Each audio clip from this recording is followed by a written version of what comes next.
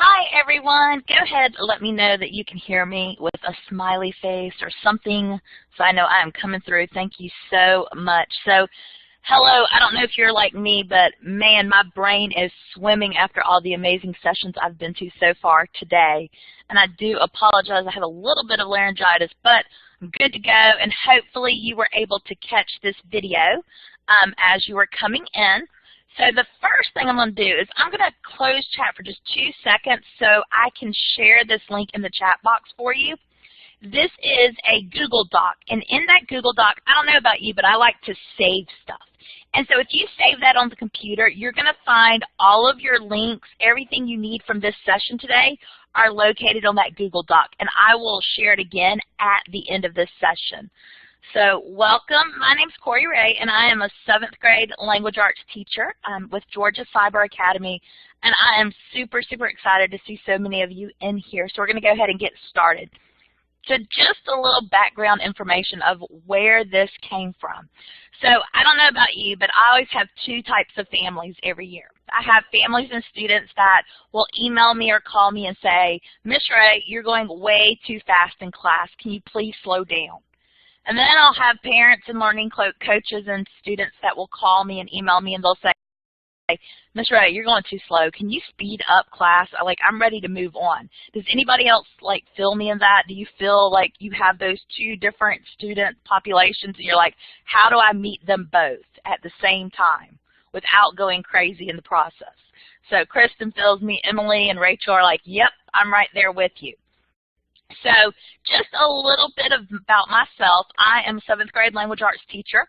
This is my first year as a general education teacher. My first 10 years of teaching, I was actually a special education teacher. So I've taught on both sides of the scale, everything from resource to students who are gifted and in between. And I have taught in all 4 basic contents, from math to social studies and everything in between. And I live outside of Atlanta, Georgia with my daughter. And I love everything that has to do with coffee, Disney, and college football. I hate roller coasters, though. My daughter always loves that I share this picture. She's like, Mom, that's so embarrassing.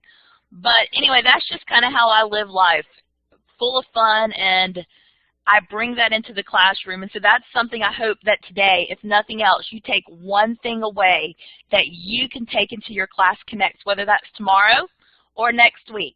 So here are our learning targets for today. You can develop various learning stations to reach the various learning levels and styles in your classroom, and that you can develop at least one strategy to take back to your classroom. Now, at the end of this, not even at the end, halfway through, I'm really excited. You're going to have an opportunity, because look at all the states that are represented in this room. It is so neat. This is when you remember how big K-12 is. But you're going to have an opportunity to meet with teachers in your field, in your area, and kind of plan, how do you make this work for elementary math? How do you make this work for high school science? Because I really believe 2 brains are better than 1. So you're going to get an opportunity to come together and come up with ideas to take back to your classroom. So the first thing I want you to do is I want you to take just a minute or so, look at this rubric. Where do you fall? And this is a personal reflection. You don't have to share unless you feel like it. But where do you fall in these different areas? These are 4 major parts we're going to talk about today.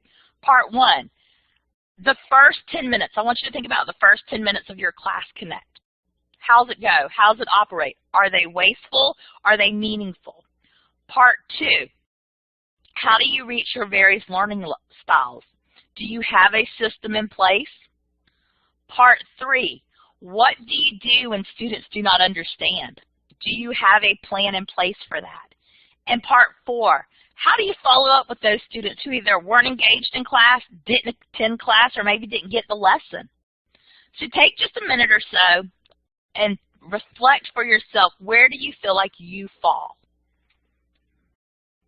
And again, this is just a personal reflection. You can share or not, totally up to you.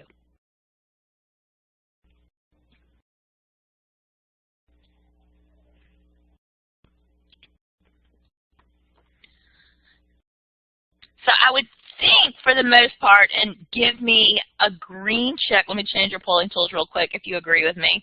I think we are probably all in a different place. Would you agree with that? If my polling tools, let me change them again. There we go. If you feel like, you know what, we are probably all in a different place. Some of you probably said, you know what, I would probably rank myself all ones. That's okay. And some of you may say, you know what, I got it figured out, and you probably know way more than I do, and I would love to hear some of your ideas. And some of you are like, some of these I fall in a 1, some I fall in a 2. I'm all over the place. So I want you to kind of take that, and as we go through this today, I really want you to kind of think, how can I take this back to my class? So the first thing we're going to talk about is the first 10 minutes of class. How can you make sure that that first 10 minutes of class drives your class toward mastery? So I want you to think about this for just a minute and answer these questions. Do your students come to class on time? Do you have a way to gauge a student's understanding of the material being taught that day before you teach it? And can students explain what they should know by the end of class? So I want you to just think about that for a minute. Now, these are just things that I've done. They've worked for me. You know, it's trial by error. Sometimes it works, sometimes it doesn't. And also, each school may have a different mindset. So when I give these ideas or these suggestions, I want you to think about from your virtual school, how will this work? Because every virtual school is different. Like for instance, in middle school, in GCA for 7th grade language arts, I have 200 students on my roll. So when I'm thinking of this, I'm thinking of reaching 200 students. Your school may be smaller. You may not have as many, or you may have more. So you will have to think of how this will work for you. So one of the things I really work on is those relationships with my students. So I know it's really easy to open your class early, mark yourself away, and be like, I'm getting my coffee, or I'm grading something, or I'm going to work on something else until that timer goes off. I have an 8:30 class, so that means at 8 o'clock, I have to be ready to go. But I've seen my attention of my students, the engagement, really grow in this. So I have a virtual coffee shop. Before the timer goes off, before class starts, and it doesn't have to be, we do it for 30 minutes. Doesn't have to be that long, could be 10 minutes. But it's really code for open chat. That is one thing our students miss. That's the one thing I hear students say constantly. I miss having time to talk to my classmates about things other than school. And so I just have a virtual coffee shop. And usually we may have a topic of the day. Hey, what movies did you see this weekend? What was the highlight of your weekend? What did you watch on TV last night? Just some kind of conversation. And they love open chat. Now, of course, there are guidelines. There are rules. They know that, and they know that if they break those rules, they lose this luxury.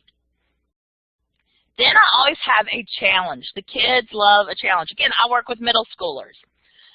Challenge 100. Can we have 100 students before the timer goes off? And what's really funny, I have this one little guy. I can see him right now.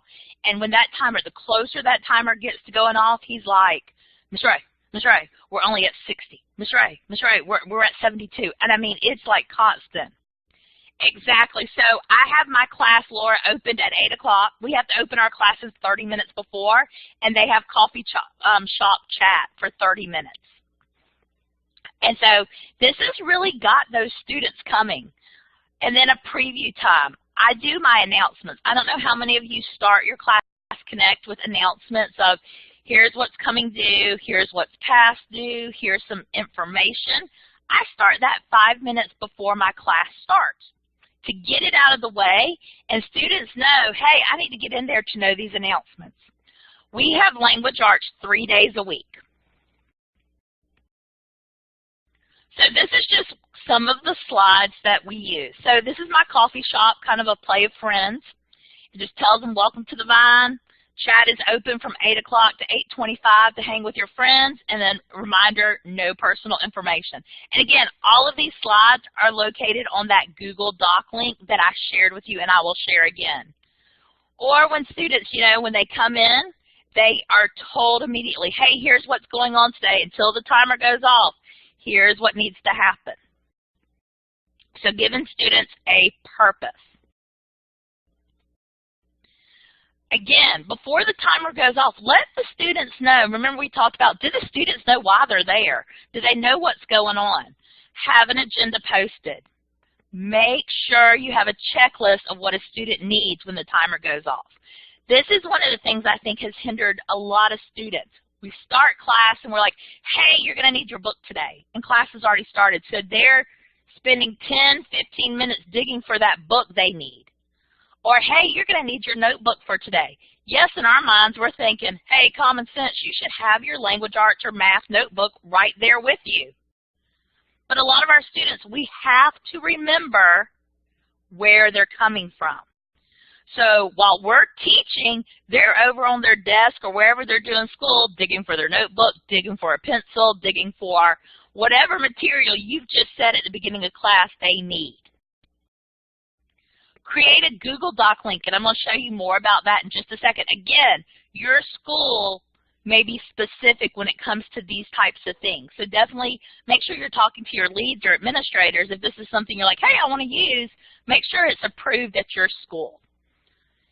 And this has also been used out, and I'll show you these in just a minute, of how students, instead of going, hey, I can't get that link off the board, or hey, I don't have the guided notes, they have somewhere they can go without going chat, chat, chat, I don't have this, I'm not ready.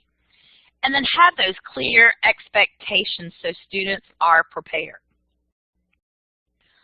All right, so this is how I really dig into the first 10 minutes. Remember, we want the first 10 minutes to be meaningful. If we don't grab their attention, get them thinking within the first 10 minutes, they've probably minimized our classroom and are playing Minecraft or Animal Jam or some other game on the computer at that point in time.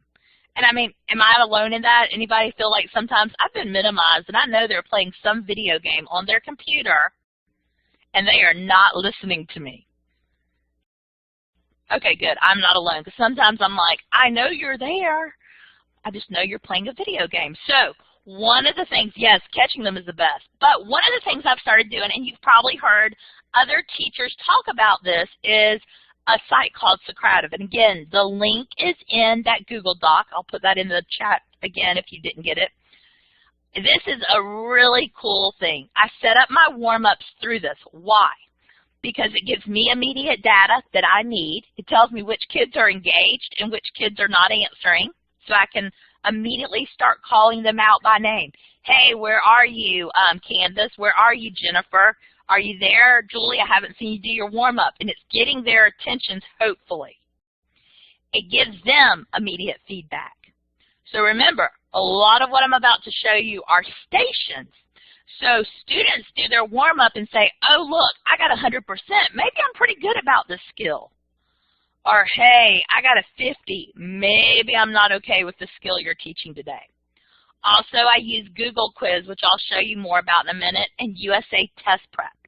So remember those first 10 minutes, I know a lot of times we spend going over our learning targets or our warm-up.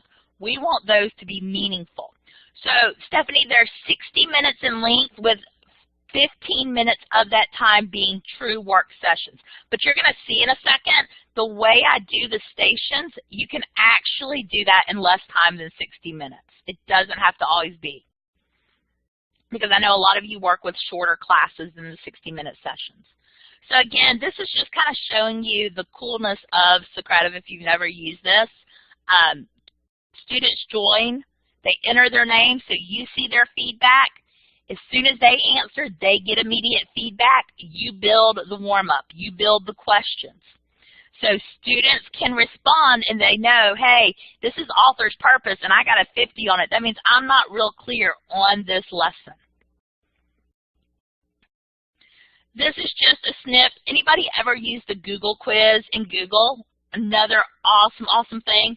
Directions are on that Google Doc that I shared with you guys. And it's another tool that immediate feedback.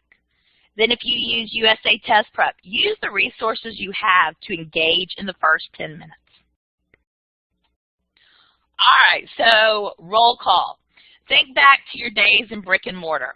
You did what? You called roll at the beginning of class. let's see, Courtney, are you here? Lindsay, are you here? Susan, are you here? April, are you here? You called them. We do something very similar in our class. I do a roll call. Hey, green check if you're here. That's simple. Green check if you're here. And then I wait. Green check if you're here. They haven't responded. That tells me they've wandered away. And so I have a refocus room. And my favorite person, Lisa Jacobs, actually provided me with this a few years back, and it's something I've just used every year because it gets kids' attention. When they go into this room, they've learned if they've minimized me to play a video game and they're like suddenly, I don't hear anything. I don't hear another student talking. I don't hear Miss Ray talking. Uh-oh, I better pull the computer screen back up. There's a problem. Yep, snooze room is called a ton of different things. But I do a roll call at the beginning of each class. Give me a green check if you're there. That's simple. Be deliberate in calling your students by name. It gets their attention. Students, especially when they're in a room this size, there's 180 friends in here right now. You're probably thinking, I'm invisible with that many. My teacher doesn't see me with this many friends in the room. So by calling them by name, you're saying, hey, I see you. You're here. You're in my room. I know that you're here. And it's super important that they know that. And have a plan in place if they don't respond. And follow through with that plan. So I want you to use your polling tools real quick. Let me grab those and change them. And I want you to think about your personal class in your first 10 minutes. What do you do to make sure your students are there and engaged during the first 10 minutes? So do you do a warm-up? Do you collect the data? Do you just typically start class and you hope they're there and ready? Have you tried a few things to make sure students are engaged and ready to learn at the beginning of class, but you haven't found something that worked? Or do your students notoriously log in late, so trying to do something in the first 10 minutes is just a waste of time? And it could be none of the above also. That is fine, Amy. And I love seeing other suggestions.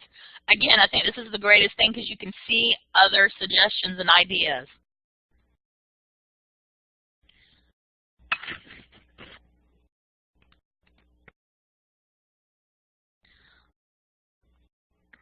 Also, so majority are kind of like A, got a lot of C's, actually got a few B's and D's too. So again, we are all in different places. So let's talk about some more ideas. So a lot of times we move into breakout rooms and there's 4 or 5 of you and I don't ever get to hear everybody's ideas. So I would love for you to take a minute. You can either share it, and I saw some of you already do that, or you can use the tools. I'm going to give you tools. What is something you do the first 10 minutes of your class? Share your ideas, because what I'm going to do is take the slides from here, load them on the Google Doc after this session so you have all of these ideas available to you. So take just a couple of minutes. I'm going to go ahead and put that timer on for 2 minutes. Share your ideas.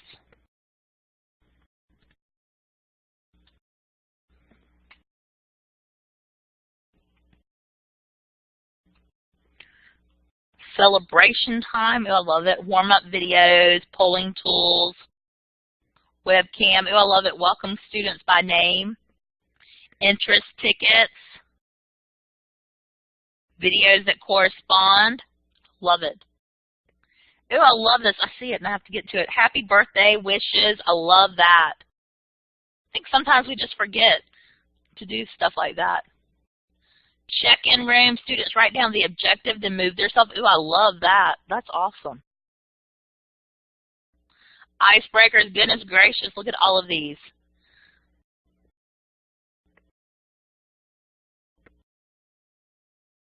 Oh, that's cool, Deanna, I love it.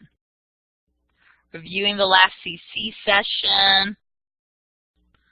Oh, goodness gracious, look at all these ideas. This is so cool to see.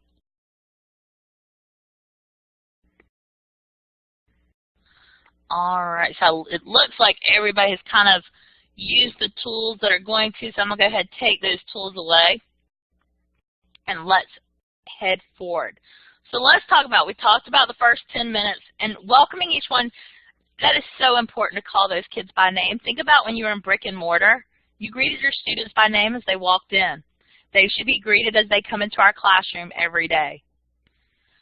So let's talk about part 2. We did our first 10 minutes. Now we're talking about the main 30, maybe the main 20, maybe the main 15, ever how long your class is.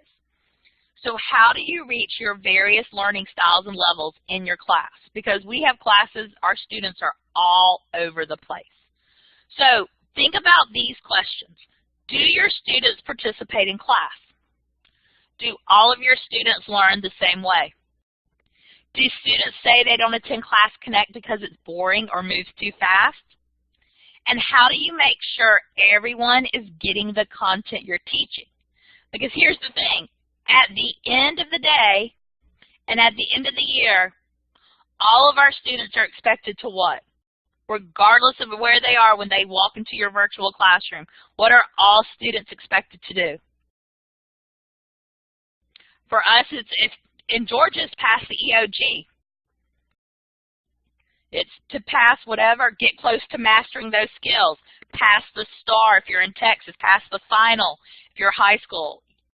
So yeah, they're all expected to have the same outcome. So we have to be creative in how we get to that outcome.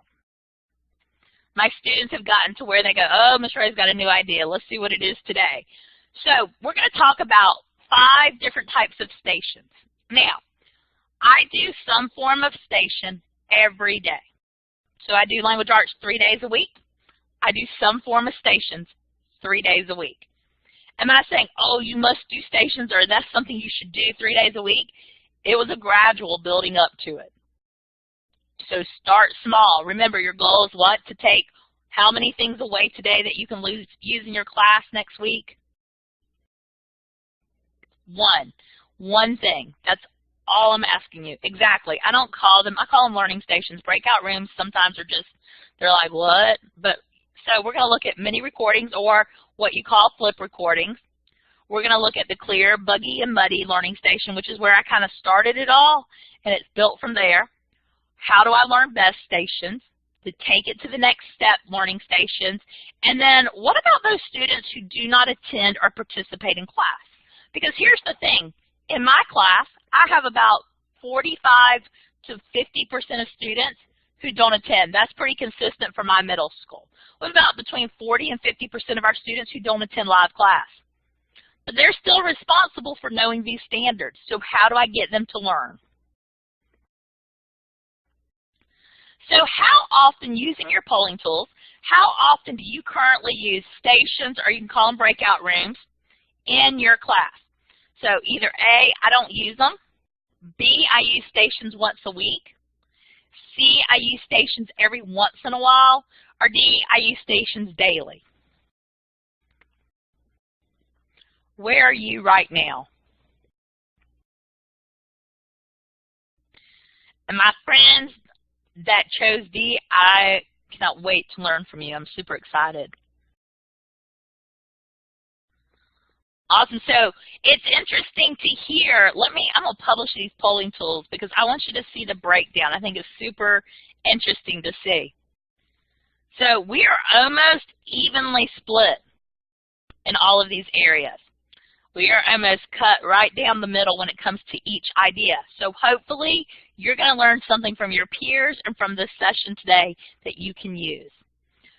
So let's look at the first one, mini recordings. We also call it flip training.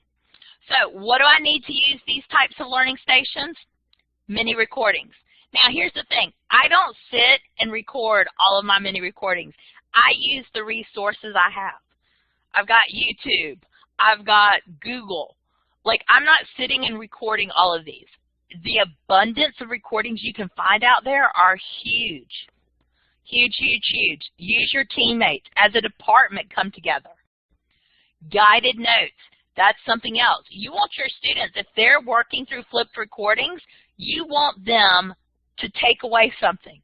So for some of our kids, just listening is not doing it. So have those guided notes available. And when you're doing stations like this, make sure you're there. Make sure you're visible. you're moving room to room. It's not, hey, let's send the kids to these learning stations and we're in the main room multitasking. You're there, you're helping, you're answering questions. You are a visible person to them. And don't be scared to move kids. If you see a kid move to one of your learning stations and you're like, hey, I just saw that kid's interim assessment and he got a 20 on it, but he's sitting in the I understand this skill room. You may want to have a chat with him. Maybe move him to the main room or move him to a private room and say, hey, what's going on? Like, talk to me about this for just a second. Have those conversations. And then have some form of an exit ticket, especially with stations. This is so huge when you're doing stations. You want students to know they are accountable for the actions and the work that they're doing in those stations.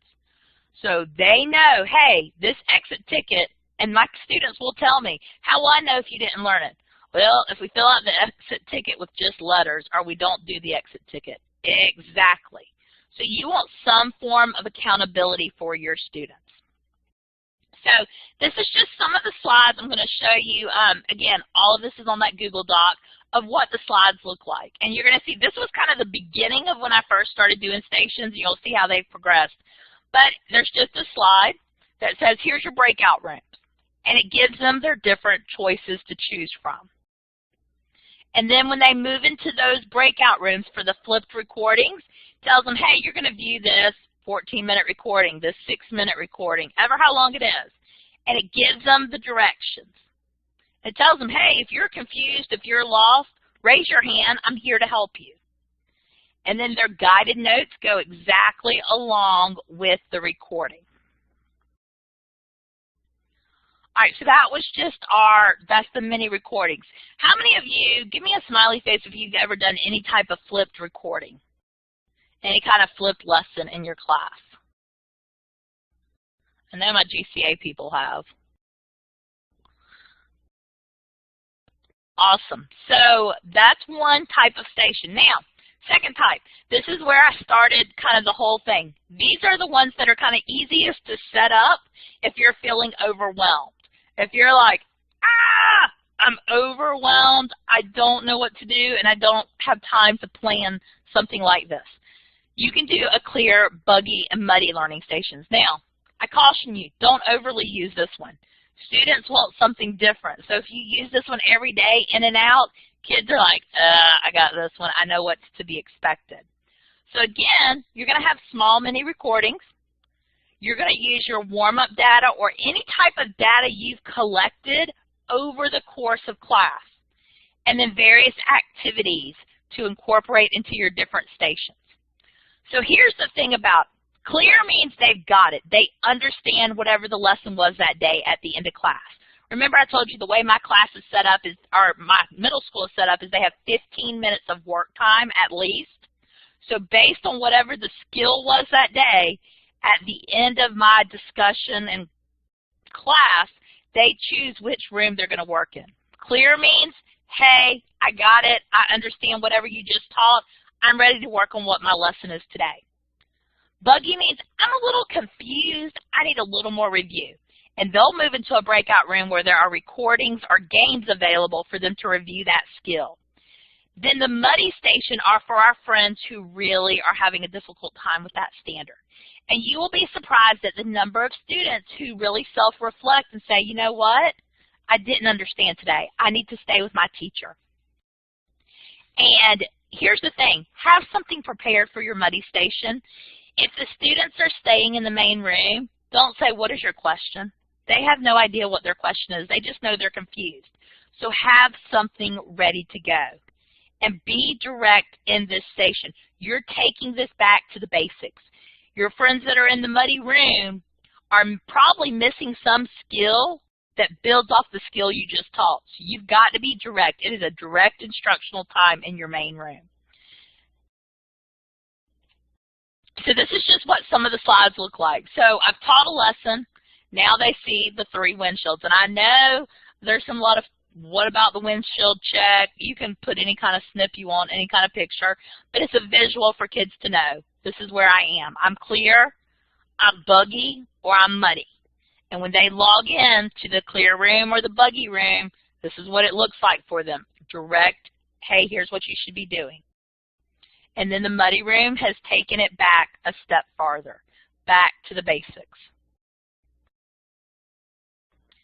Again, just another version of the Clear, Buggy, and Muddy, and you can use any kind of clip art you want to do. Visuals are the windshield for me. My kids love Taylor Swift, so we use Taylor Swift a lot. How do you feel? Like, relate to Taylor. How do you feel based on what we just did? Now, we talked about Socrative earlier. A lot of times I have the kids look at what their score was from that. If we did it as, toward the end of class and say, hey, where do you land now? Choose that room so that you can work. And I intentionally give them a score. If you scored at least a 70, this is the room you're going to want to start off in.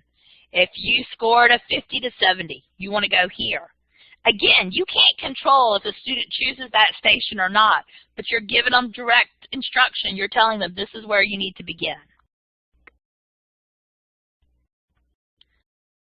Again, also, here's a great thing. In that Clear, Buggy, and Muddy kind of learning station, for your students that are staying with you, be intentional. We use the online platform, Online Middle School now, or D2L. Use parts from that lesson. Walk through it with these students. They may not even know how to read a passage or how to answer or how to complete. So walking through those parts with a student are huge. All right, so here's our next station. How do I learn best? Now, how many of you have students that are like, I can't pay attention when you're teaching the whole time. I have to be doing it. Like if you're talking, think of how you're learning right now. Today, for some of you, having to sit in sessions all afternoon has been excruciating because you're not someone who can sit and listen all day. You've got to be moving, using your hands. Create stations to allow your students to address their learning style. So I always just have a few different options, student-centered. So I have, if students are like, you know what, Ms. Ray, I need to move. I kind of understand the skill. I just need to move through the lesson quicker than what you're about to go through. I have a recording in a breakout room of the same lesson I'm doing in the main room. This is the one station setup that I have to do the recordings ahead of time, so that students can move in the breakout room and move through our lesson a little bit quicker. Engaging activities in various rooms. If you have students who are like, I can learn a skill if it's hands-on, create a hands-on activity. Think about the content you teach. If you're social studies, maybe it's maps, labeling a map, having interactive pieces on a board. If it's science, maybe it's something to do with atoms. If it's math, that they're physically working out math problems. Have a system in place if students are struggling in a station. And remember, you're actively teaching in these stations, so this is not going to be a time where kids are messaging you in the chat box and you can respond, because you are going to be actively teaching to those students who have said, you know what, I learn best by hearing a teacher teach it, by that direct instruction approach. So this is just what some of the slides look like. They get their choices. Main room, I learn a concept best by working with a teacher and practicing with her. Breakout room 1, I learn a new concept by watching a review recording with guided notes. Again, this is great for those kids who need to pause, rewind, the ones who are in your room going, can you go back a slide? Can you go back a slide? Can you go back a slide? This is a great feature. Some of my students have really struggled with that. I love this. They get devastated when I don't do a room like this in my class. Or breakout 2, I learned a concept best by working independently through practice, touching each of those modalities. It's a great way to give different options. And then, how many of you have kids who have worked through the lessons like 3 weeks in advance? So when they come in your class, they're like, hey, I already mastered that. You're talking about this, and I mastered it like 3 weeks ago. Anybody have students like that? Okay, so Stephanie and Tiffany do. Yep, some of you do. Always have an enrichment room. You don't want them to feel like coming to your class is a waste of time. If they've come, have something for them to do, some type of enrichment activity. So that brings me to our take it to the next step learning stations. Now, What do I need for those? These are longest to prepare. They're going to take you the longest to prepare, just in general. You want to make sure that you have meaningful, engaging activities that challenge your students, but also correlate to what you are teaching. So think about these little darlings here who are like, Ms. Ray, I did that work 2 weeks ago. Why am I here? These are the stations for them. If students are submitting something, you want to give them an opportunity or an option to create their activity. This has been some of the most fun that we've had all year in language arts because, again, it comes back to training your students. Training your students to know what's expected in those stations, what you're supposed to do, and that there is a follow-up, that they're not just being put in a breakout room or a station to never be looked at again. Oh, I can hang out in this room and my teacher's not going to follow up with me. And here's the thing, my Take It to the Next Step room has grown. First time I did this, which I'm going to show you in just a second, I had 6 kids in there. Now I have 26. So it's growing. Don't get discouraged if you only have 2 kids move to the room the first time. That's okay. That's 2 kids who you're taking to the next step. So here was one of our Take It to the Next Step opportunities. We have been talking about theme. So I wanted them to create a poster, and not a poster online. I wanted them to physically create some type of activity. Now, for students who couldn't do that, they could open a Word document and create an activity. And they had to take a story that we were reading today that they had read 2 weeks earlier because they did it early, and they had to really pick apart the theme of that story and create a visual of the theme from the story that day. These are some of the assignments. Then I told them they had to take a picture. They had to email it to me. If they created it on Word, they had to email it to me. That's the follow-up piece. These are some of the pictures I got. Kids actually went and had poster board at home and created real posters. Some of the kids are like, hey, Ms. Ray, I didn't have a poster, but I had my Word document. I could create it on Word. They love stuff like this because a lot of times in the virtual environment, we forget that our kids like to be artistic and create stuff. So having them share their work, that accountability is huge. Always have it available, though. Here's the thing. It may reach 1 kid that day. It may reach 21 kids. Make sure it's available for those kids so they don't feel like they're coming to class with no purpose that day. Make them a student leader, whatever you need to do, but you want them engaged as well.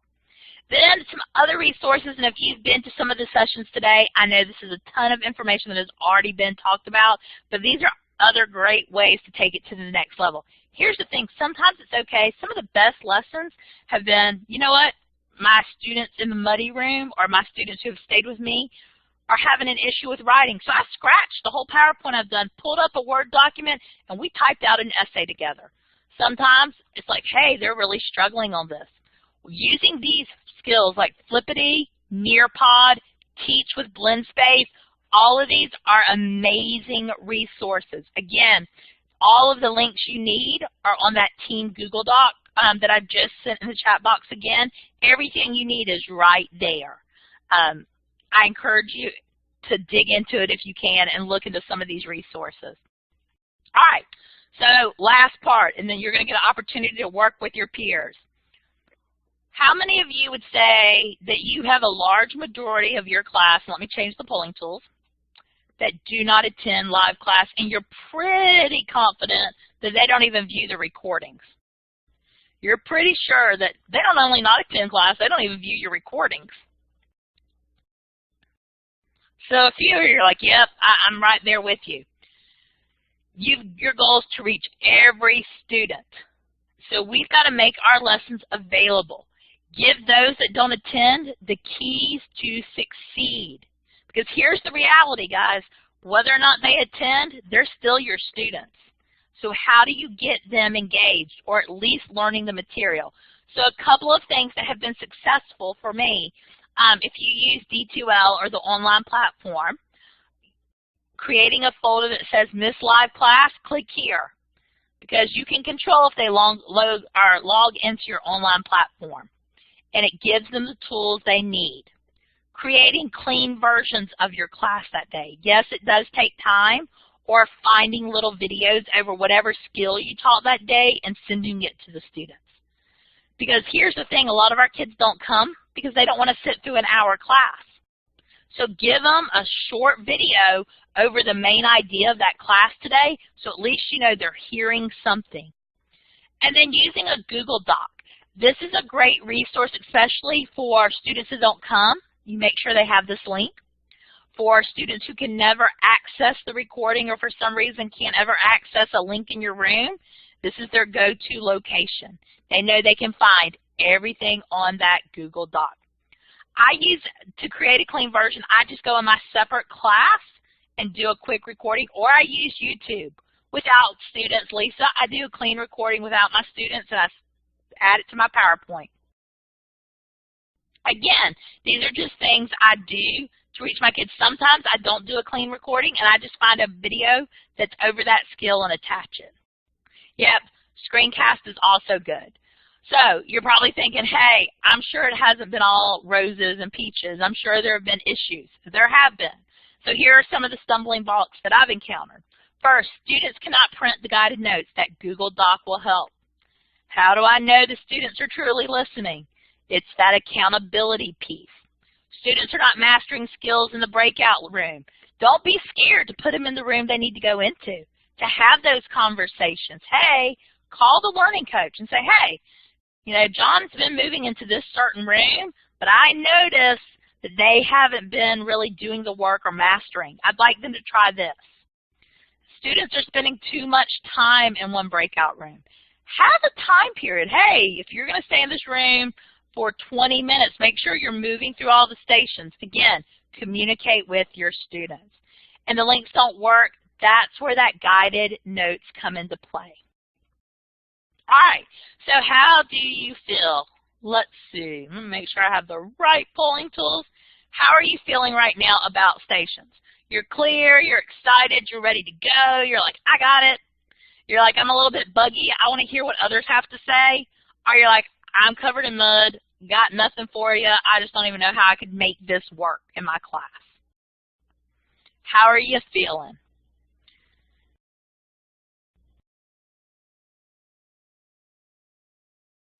So I go through, Lisa, I go through the slides. Remember, in breakout rooms, the recordings, it never picks up the recording. So I go through the slides in my main room when I'm doing a clear recording or in class. After all the kids move, I start that recording back and say, hey guys, I'm going to go through what's taking place in the breakout rooms just so you know. All right, so here's what you're going to do. You're going to have about 10 minutes. If you look below, you're going to notice a number of breakout rooms. You are going to choose the breakout room for your content. So if you're elementary language arts, you would move to elementary ELA. If you're high school math, you'll go to high school math. If you're an elective, you'll go to your electives based on your grade. I want you to spend the next 10 minutes talking, sharing ideas, coming up with how do you make this work. I would go to the content you teach or implement with. You know, speech therapists, I would move through kind of where you think you most need to hear and come up with those ideas so that you can use in your class. And if you have questions, I'm going to stay in the main room and answer those. But you should be able to go ahead and move yourself into a breakout room.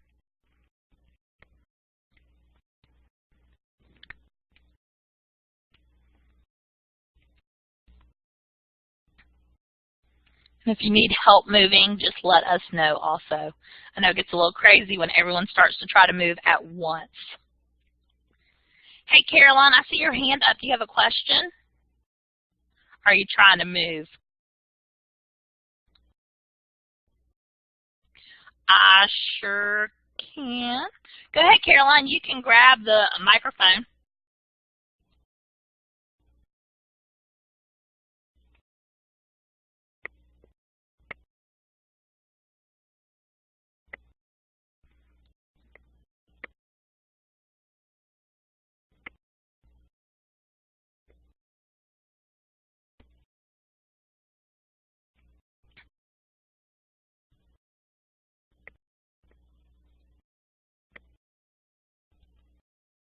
Ah, there it is. Hey, so I was kind of curious to know about the recordings or the videos that you put in the breakout rooms for them. How is it something like a link that they click on, a live link, and then they watch it on their own? So how exactly does that work? It is. It is. So what I do is typically it's a link that I put in there, and it'll say, like, let me go back to one of those slides. Sorry for the whiplash. But typically when they log into a breakout room, they are going to log in, and there is a link. It tells them, hey, this is where you begin. This is what you need to do first. And then they start with that. And like I'll have like step 1, do this. Step 2, do this. And so they know exactly what they should be doing.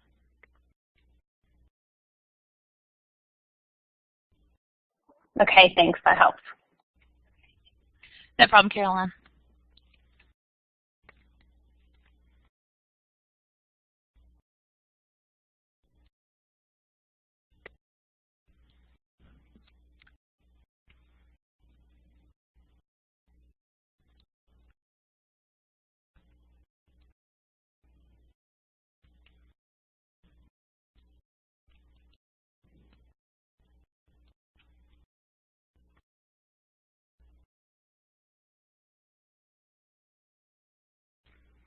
Hey, Shandy, do you have a question?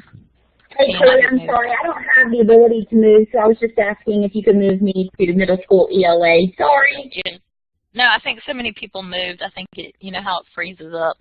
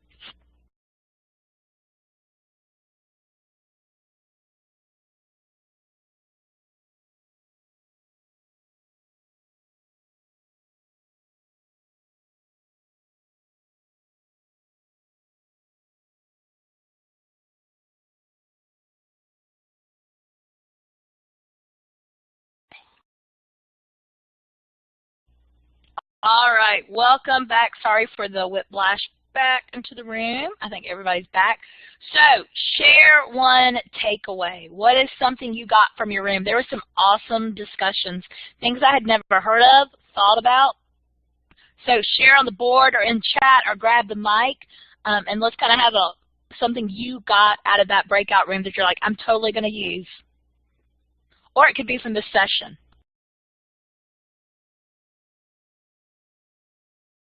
So what is one takeaway? Talked about web quests and scavenger hunts, so we know kids like to find things, so that's a great way to keep their engagement, letting them find the answer or find something, and post what they found in their room. You are so right. They do. Let them investigate. Let them dig. What my social studies team shared with us is they call it Google time. And so they give them a minute and a half, 2 minutes, whatever. And so I started doing it this week. Google time. All right, so this is what we're talking about. What is your text to self, text to world? What research can you find? And the only thing is it scares me because they're being so bad for them to put it on the board when I'm recording. And it's a training thing. You know, have closed chat, and then you can snip their answers and put them up on the board. That's one of the ways, you know, get ahead of them a little bit.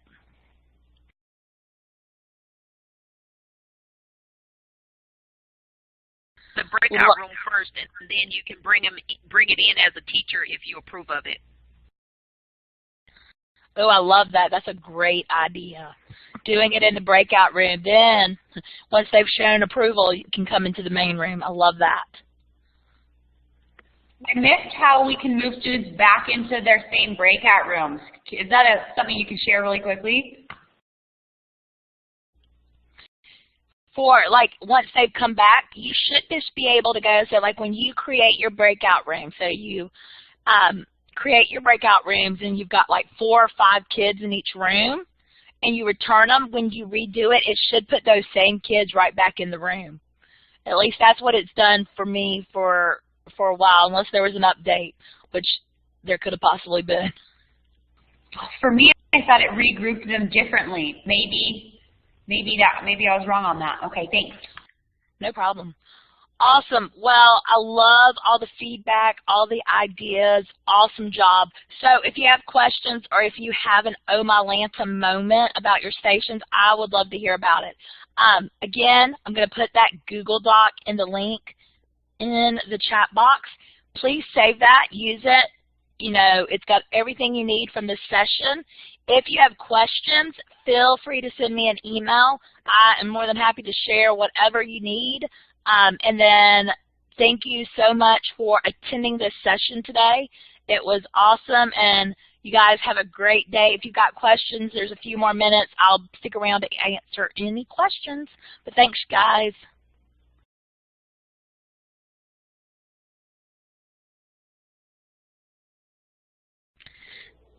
I actually have a question. I was wondering, when you're doing your stations, do you always have your stations where they're independent activities that they do, or are the stations ever things that they go in and work as groups? We were talking about that in our ELA math breakout room, and that's something that, you know, I think is still in the brick and mortar mindset where my kids are working in groups, like with partners and stuff. That's a hard thing. I have a hard time facilitating that within the virtual classroom. I do, Melissa. I do sometimes, and what I've done is I choose like 1 or 2 kind of student leaders, the teacher in the breakout room kind of mindset, and they have all the tools, and they lead the kind of the facilitating of that group.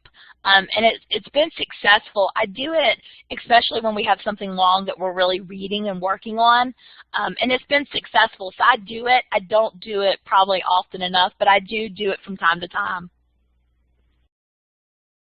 Okay, thanks. Yeah, we had talked about using some of those, you know, the roles. I think I've learned about in another K-12 training with the different moderator and the timekeeper and stuff like that. So we try to use those too. I just wondered how often you use them. So it makes me feel a little better that I'm not the only one that doesn't use that type of station all the time.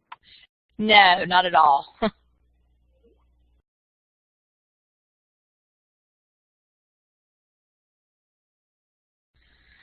Thanks, you guys. Again, if you have questions, I'm sticking around. Feel free to ask. If not, have fun at your next session.